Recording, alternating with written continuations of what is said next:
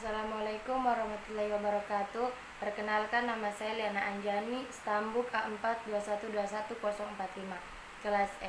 Di sini saya akan menjelaskan tentang pengertian masalah belajar, faktor-faktor penyebab terjadinya masalah belajar, dan kesulitan belajar yang dialami siswa. Belajar adalah salah satu aktivitas siswa yang terjadi di dalam lingkungan belajar. Belajar diperoleh melalui lembaga pendidikan formal dan non-formal. Salah satu lembaga pendidikan formal yang umum di Indonesia yaitu sekolah, di mana di dalamnya terjadi kegiatan belajar dan mengajar yang melibatkan interaksi antara guru dan siswa. Tujuan belajar siswa sendiri adalah untuk mencapai atau memperoleh pengetahuan yang tercantum melalui hasil belajar yang optimal sesuai dengan kecerdasan intelektual yang dimilikinya. Intelektual ini ditunjukkan oleh hasil tes IQ atau kecerdasan intelektual. Ada siswa dengan kecerdasan intelektual di atas rata-rata atau rata-rata tinggi, namun tidak menunjukkan presentasi yang memuaskan yang sesuai dengan kemampuannya yang diharapkan dalam belajar. Kemudian ada siswa yang mendapatkan kesempatan yang baik dalam belajar dengan kemampuan yang cukup baik, namun tidak menunjukkan presentasi yang cukup baik dalam belajar.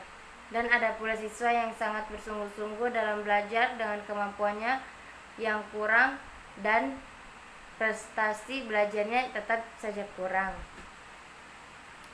Masalah belajar adalah suatu kondisi tertentu yang dialami oleh siswa dan menghambat kelancaran proses yang dilakukan individu untuk memperoleh suatu perubahan tingkah laku yang baru secara keseluruhan. Kondisi tertentu itu dapat berkenaan dengan keadaan dirinya, yaitu berupa kelemahan-kelemahan, dan dapat juga berkenaan dengan lingkungan yang tidak menguntungkan bagi dirinya. Masalah-masalah belajar ini tidak hanya dialami oleh siswa-siswa yang lambat saja dalam belajarnya, tetapi juga dapat menimpa siswa-siswa yang memiliki kemampuan di atas rata-rata normal, pandai atau cerdas. Faktor-faktor penyebab kesulitan belajar. Fenomena kesulitan belajar seorang siswa biasanya tampak jelas dari menurunnya kinerja akademik atau prestasi belajarnya. Namun, kesulitan belajar juga dapat dibuktikan dengan kemunculan kelainan perilaku siswa seperti suka berteriak-teriak di dalam kelas, mengusik teman, berkelahi, sering tidak masuk kuliah, dan sering kabur dari sekolah. Secara garis besar, faktor-faktor penyebab timbulnya kesulitan belajar terjadi atas dua macam, yaitu faktor internal dan faktor eksternal.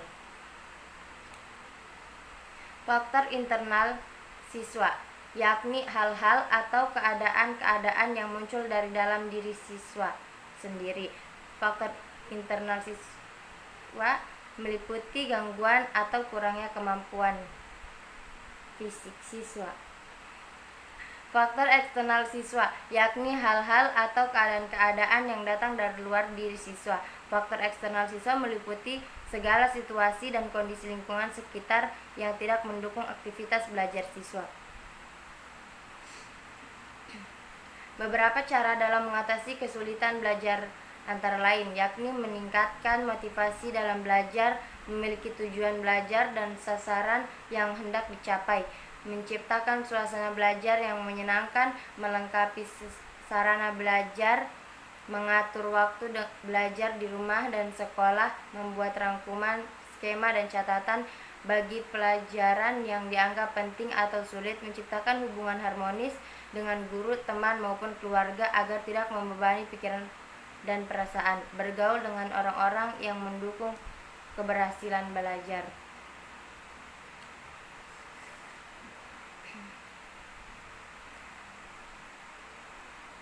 Adapun kesulitan bagi siswa. Kesulitan yang dialami siswa biasanya termanifestasi pada tidak kesempurnaannya dalam kemampuan mendengar, berpikir, berbicara, membaca, menulis, mengeja, ataupun melakukan kalkulasi matematika. Sebagai contoh, kasus ada seorang siswa usia 8 tahun yang memiliki skor IQ di atas rata-rata namun mengalami kesulitan membaca karena tidak hafal huruf.